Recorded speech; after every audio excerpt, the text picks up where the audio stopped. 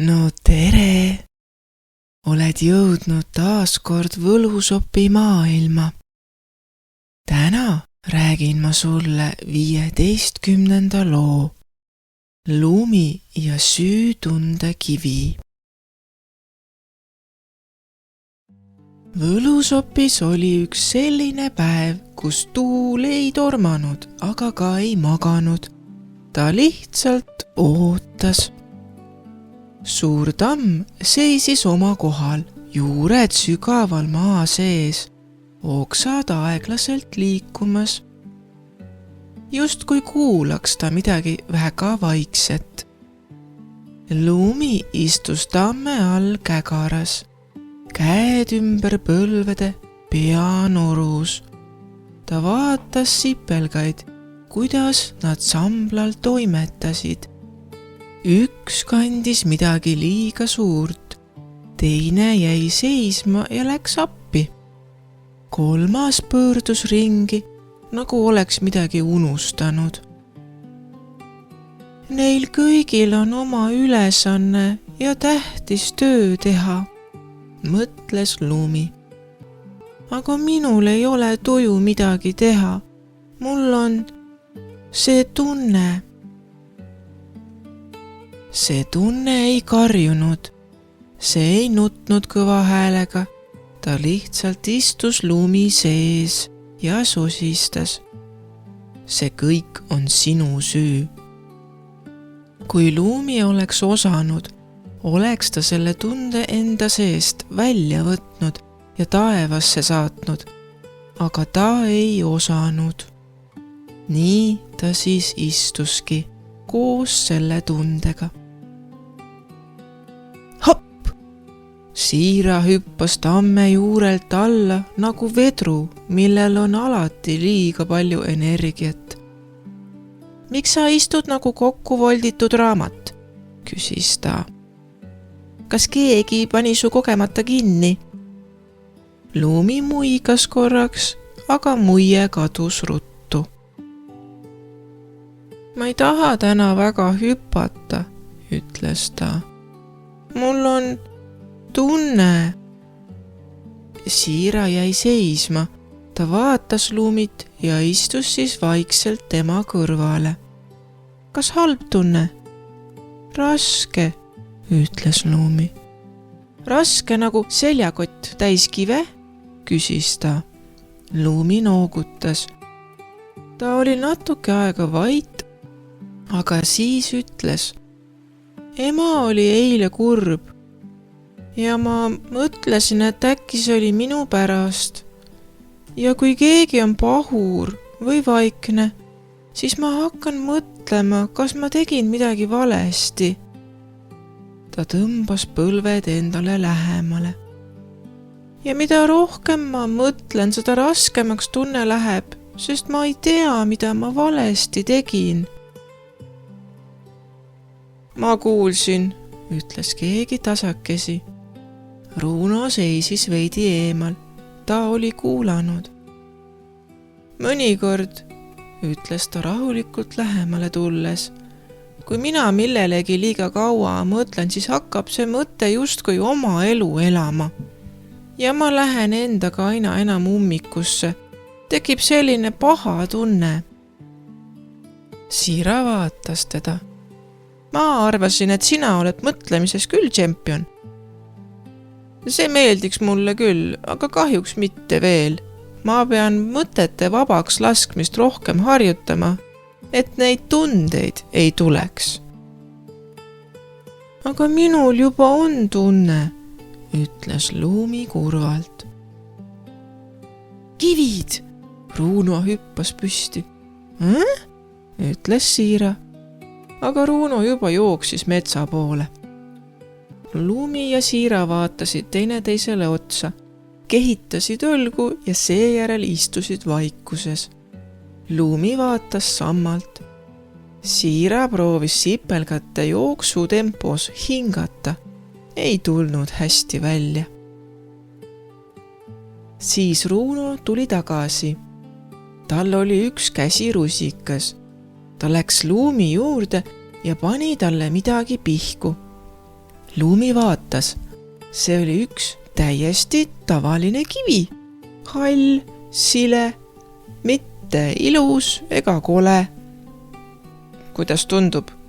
Küsis ta. Lumi üllatus. Raske. Siira hüppas põlvili. Nagu su tunnegi. See pole tavaline kivi, ütles Runo. See on tark kivi. Ja täna on tema ülesandeks olla süütundekivi. Siira läks uudishimulikult, aga ettevaatlikult kivile lähemale ja küsis. Kas see annab süütunnet ja kas see hammustab? Ei, ütles Runo. Selle kivi tänane tähtis ülesanne on süütunnet kanda. Kui sa mõtled, see kõik on minu süü, ütles Runo, siis see tunne on raske nagu see kivi. Ja kui sa muudkui mõtled ja mõtled sellele ja kui sa mõtled, äkki ma poleks pidanud, läheb tunne ka raskemaks. Lumi pigistas kivi. Kivi läheb ka raskemaks. Just, ütles Runo. Ja sa saad oma tunde täielikult sinna sisse ära panna. Alati, kui mul on liiga palju tundeid korraga, siis ma otsin mõne targa kivi, kuhu sisse need hoiule panna. Kui ma tean, et tahan nende tunnetega veel tegeleda, siis jätan kivi alles. Aga kui ei taha, siis viskad kivi minema, hüüdis Siira. Jah, näiteks, ütles Runo. Aga kuidas ma tundest lahti saan, küsis Lumi. Ma ei oska seda lihtsalt ära panna. Siis muutus õhk veidi teistsuguseks, rahulikumaks. Frederik laskus alla. Tiivad aeglaselt liikumas, nagu hingamine. Tunded pole halvad, aga kui me ei ole tähelepanelikud, siis nad vallutavad meid ära. Jah, ütles Lumi. Ma tunnen, nagu ma olengi ainult see tunne. Aga tegelikult sina ei ole see tunne. Sina ise oled seal taga peidus. Selleks, et end jälle üles leida, peame kõigepealt aru saama, et tunne on meist eraldi. Meie ise oleme tundest eraldi. Ma tunnen, et see süütunne on justkui raske ja suur kera minu sees. Siiral läksid silmad särama. Minul on ka vahel nii. Runo noogutas. Kui ma tahan oma üleliigseid tundeid ära panna, siis ma hoian kivi käes, ohkan ja justkui saadan nad enda kehast sinna kivi sisse. Täpselt nii, Runo, ütles Frederik. Ohkamine on vabastamine. Sa vabastad õhu, sa vabastad oma mõtted. Tunnetega on samamoodi.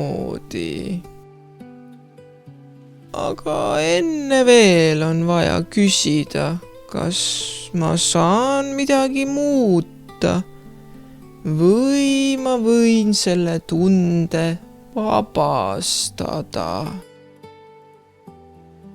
Lumi jäi mõttesse. Ta ohkas, pani silmad kinni ja pigistas kivi kõvasti peo sisse. Siis järsku ta tegi silmad lahti. Need olid suured ja säravad.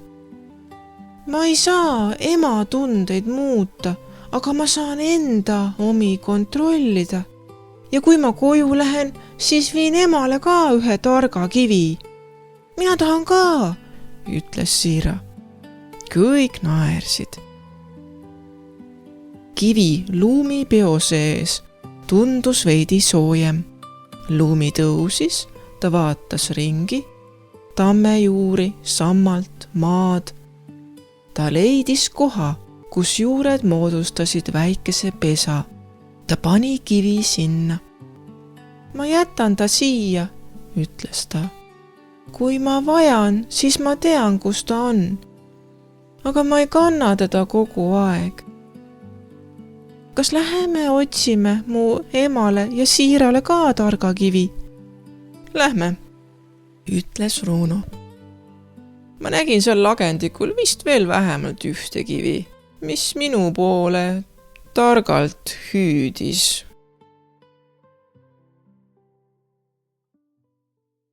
Ja nii õppis Luumi täna, et süütundega ei tee asju paremaks. Vahel on vaja mõelda, kas mul on vaja seda tunnet või on aeg see hoopis targa kivi sisse panna. Kõik tunded on lubatud, aga kõiki tundeid ei pea endaga kaasas kandma. Nii on.